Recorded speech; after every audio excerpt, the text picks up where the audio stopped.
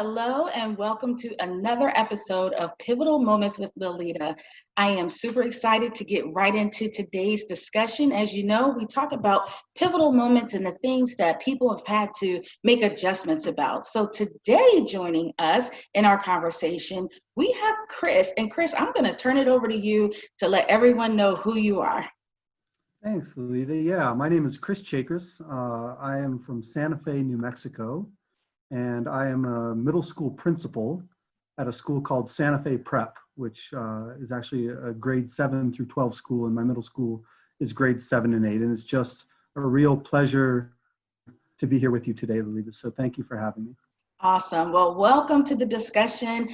So as you know, this series is all about making those pivots. And right now, of course, this has been a very challenging year, 2020, and people have had to make adjustments and pivots. But what's interesting is even though it seems challenging, what we're finding is that we've really been making these pivots all along. So with that in mind, can you share with our audience today, what pivots have you had to make? What would you like to share? Yeah, well, I was hoping to talk a little bit about traveling Absolutely. because when I was younger, before I had a family, I had a window of time where I was really interested in exactly this, which was how do I get outside of my comfort zone, and how do I make myself uncomfortable, and how do I put myself in positions in which I have to constantly be thinking on my feet and pivoting towards things that I don't even expect. So I think what I'd like to talk a little bit about is I took a trip sort of going around the world when I was 23 years old and traveled to, I think, 12 countries in the span of 9 or 10 months. Wow. And really sought out places where I would have to sort of pivot. And I'll just share a brief story. So I remember I came back to the United States in between traveling to South America and going west into the Pacific, into some Pacific islands. And so I was in LAX in the Los Angeles airport, ready to board a flight to Fiji. And the lady who was checking me in, back when you didn't have just a kiosk, but you actually spoke to somebody, she said, "Excuse me, sir, where are your bags?" And I said, "Well, I don't have any." And this was post 9/11. And so this was probably a couple of years after, and people were pretty mindful of terrorists and afraid of things happening on airplanes. And when she saw that I was getting on an airplane with just a passport and a contact lens case, and I really didn't have anything else on me except for my clothes, she said, "I'm sorry, sir, I'm not going to be able to let you on this flight." And I said, "Oh, why is that?" And she said, "Well, you don't have anything to bring with you, and that is one of the things that we look for when people are getting on flights that comes across as being suspicious," and so on and so forth. So fast forward, after about 45 minutes of explaining sort of what we're talking about today, that I was actually looking to get on the flight, maybe meet somebody, maybe learn to live in exchange for food and shelter. I would work. I was able to get on the flight. We got up in the air. Nobody on the flight was from Fiji. They were all tourists. And so my plan right off the bat was shot. And I was like, okay. And so we landed in Nandi in Fiji at about 3:30 in the morning. It was completely pitch black outside. And within minutes, everybody had gathered their luggage and gotten whisked off to the other side of the island to whatever resorts they were staying at by a resort van. And of course, I had no reservations to stay in any resort. So I'm sitting there in a dark terminal trying to figure out what to do next. And I walked outside, and there were two men who were having a conversation in a language I didn't understand. And I thought, well, I'll go talk to them and see if they can teach me a little Fijian, because I don't know any Fijian, any Vosa Vakaviti, is how you say Fijian in Fijian. So I went outside and I interrupted them and I said, "Excuse me, I don't speak any Fijian. How do you say Thank you. Thank you is usually the first thing I try to learn how to say when I go place. And they kind of looked at each other and looked at me and hesitantly told me. Um, and then I asked them a couple other words like please and good morning or something like that. And as I was talking to these two gentlemen, this other huge man comes walking over, and he's probably 6'8", and his shoulders are, you know, probably 6 feet wide. He's just a big man, big Fijian gentleman, and he says, "What are you doing? Where are you going?" And I said, "Actually, I don't know. I just arrived. I'm hoping to meet up with somebody who I can work for in exchange for food and shelter. And I want to learn everything that I can about Fiji." And he looked at me and he said, "Well, today is your lucky day. You're going to come with me. I'm going to take you back to my village. You're going to help me with my taxi business. And I'm going to teach you all about how we live in Fiji." Wow. And that's what ended up happening, is that I went back to Raralevu village and got to live with his family for about a month, and learned about how to cook and speak and pray and do everything in the way that he and his family did it in Fiji. So Wow. that, just an example of putting yourself in a position where all you really have is a pivot. that's Yeah. that's kind of what happened. That's what kind of what happened there. And I found out that the two gentlemen that I had interrupted, there had been a history of slavery in Fiji, and the Fijians had brought in people from India over, and they had enslaved them for a period, and they were now emancipated. But the two men who I had been asking how to speak Fijian had been speaking Hindi, and they were Fijian Indian. And that's why they were looking at me like, who is this guy and why is he asking us how to speak Fijian? Because Yeah. that was not their first tongue, even though they knew obviously the words that I was asking them to speak. Wow, what an amazing story. I mean, and amazing in that it turned out as well as it did too, right? Yeah, you know, I found everybody is different. And I found in my travels that there was another day where I was sort of walking up and down. This was in New Zealand. I was walking up and down a road, just knocking on farmhouses, asking for work, trying to harvest oranges Wow. on the North Island, and I got very lucky then too. A car stopped, and luckily it wasn't somebody who had other intentions. I think it really helps when you don't have anything on you. Mm, If there's nothing to take, then right. people aren't trying to get something from you. But yeah, I found actually, Liletta, for me personally, in this world, where I feel safest is when I know there are other people. Because if other people can live there, Mm, then I know it's possible and I can live there too. And I yeah. know that there's water or food or whatever it is that I need. Um, that's, from my travels, that was one of my personal experiences. I know that that's not everybody's sort of outlook on things. My wife would have a very different opinion on that. Yeah. Um, but for me, when I was sort of most vulnerable was when I was away from people by days or something like that. And that connection wasn't possible. Yeah. And that kind of leads us to the next point. So I always mention one of the things that's so interesting to me regarding pivoting and pivotal moments is how the pivotal moment, I never really connected that with the actual word of pivot. But really, that's what it's about, that moment that is center, that is that one central point that causes this shift. And so for you, and usually with when you're making pivots, you learn very clearly what that is, what that thing that's important and central to you.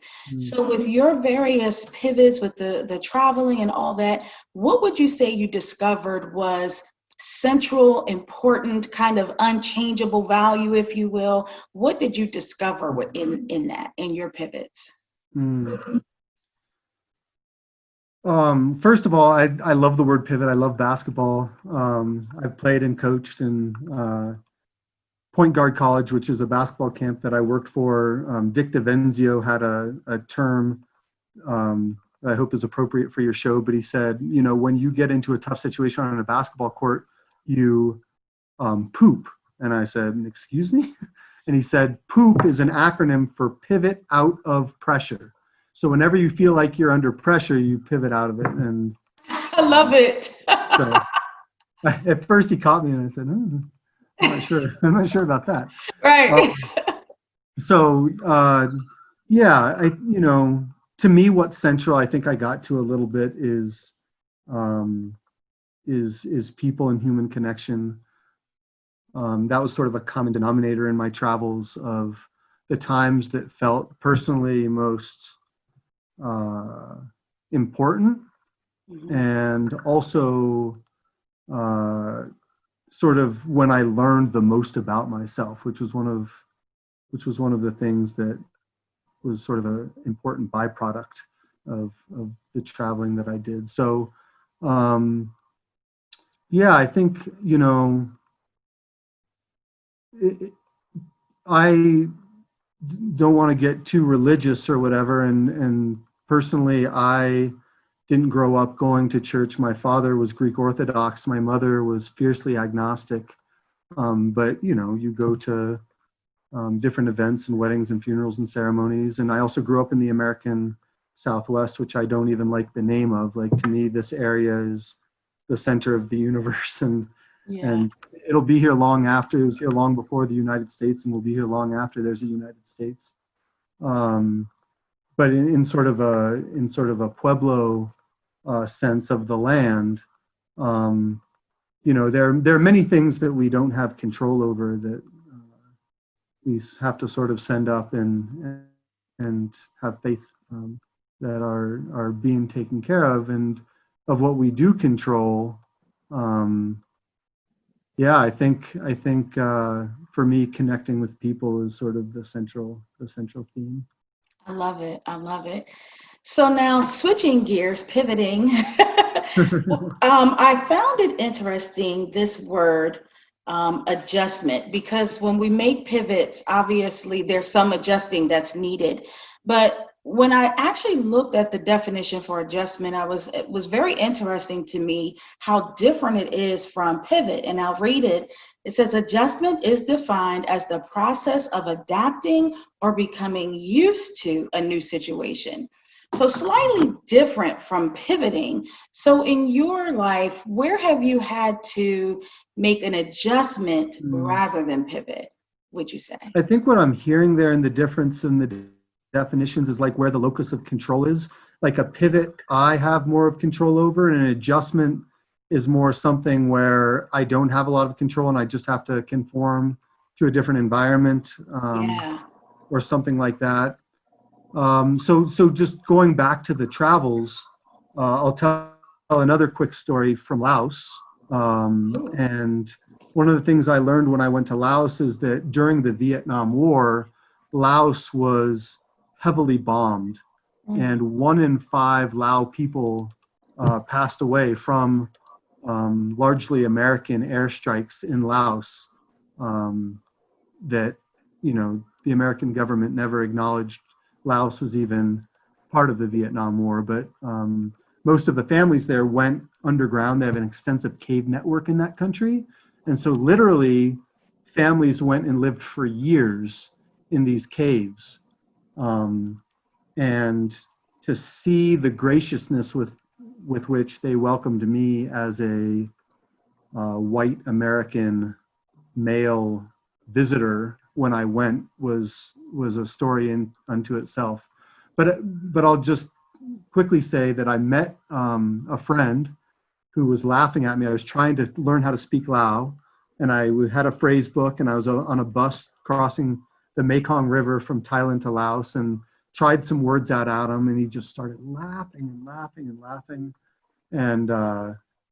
And I said, okay, clearly I need a lot more practice. So for the first couple days in Lao, we met up a couple times and he helped me try to get the sounds right. And in Lao, just like Chinese, there are places where you raise your voice or lower your voice or keep it flat or keep it high flat. And so I was learning all of that.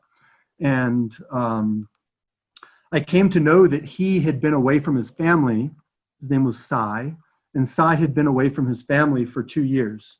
And they came from a little village up north, and the only way to get there was via river, the little boats, skinny boats that had motors on them that would take you up these rivers. There wasn't really a road system that could get you there. You had to travel there by boat. And so I asked Sai if he had had any contact with his family, and he said no. There's no telephones, no internet, no email back then. And I said, well, would you like me to communicate? I'm planning on traveling up into the north. Would you like me to communicate with him? And he kind of lit up and he said that would be great.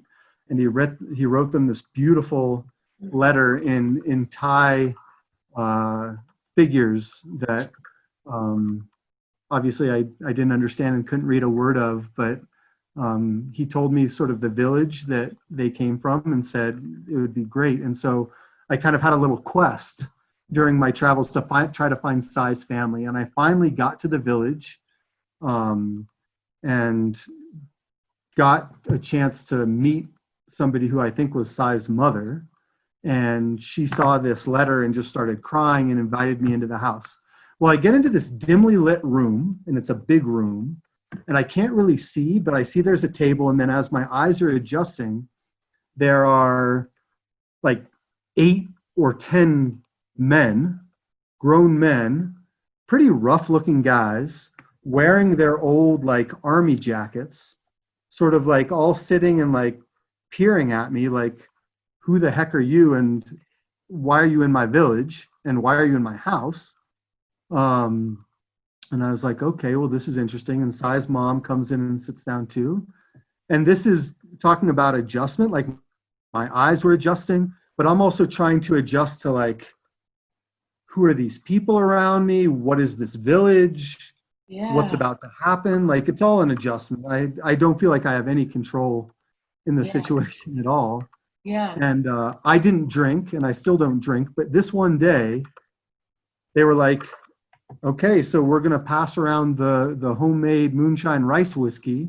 And they pull this stuff out of a drawer, and they each toast me. So I take a shot with this guy who's next to me, and then he passes his glass, and then I take a shot with the next guy. So by the time we've gone around, I've had like 10 shots. Mind you, it's 10 o'clock in the morning. I don't drink.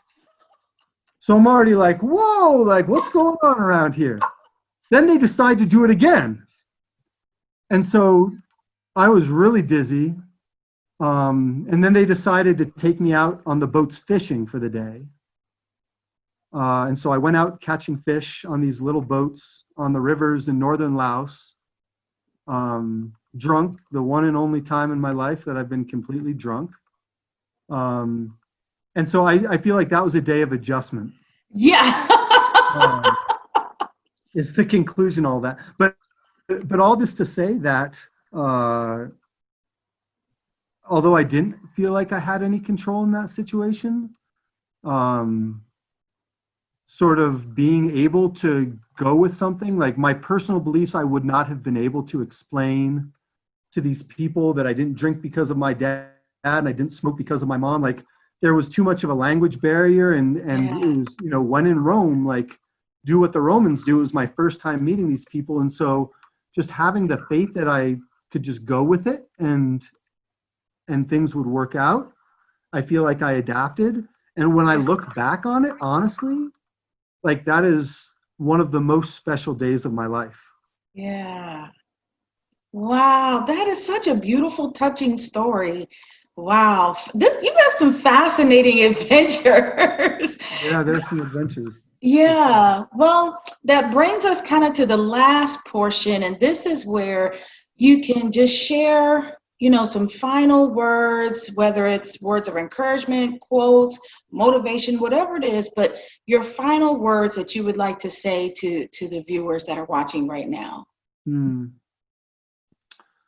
When I first pulled up Pivotal Moments and looked at YouTube, on my sidebar over on the side there, Denzel Washington was giving a promotion address, and I was like, oh, I want to check that out too. So I was watching this graduation speech that Denzel was giving, and I think it was very fitting that his graduation speech was on the sidebar of your show, that somehow the words, the key phrases that popped up had linked you to, because what he was talking about was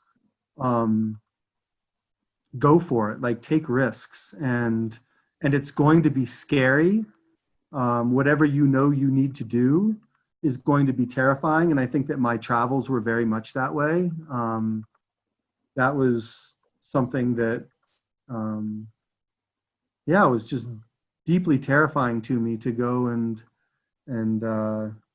travel into places without anything, not having a place to stay, not knowing what I was gonna eat or do or anything like that.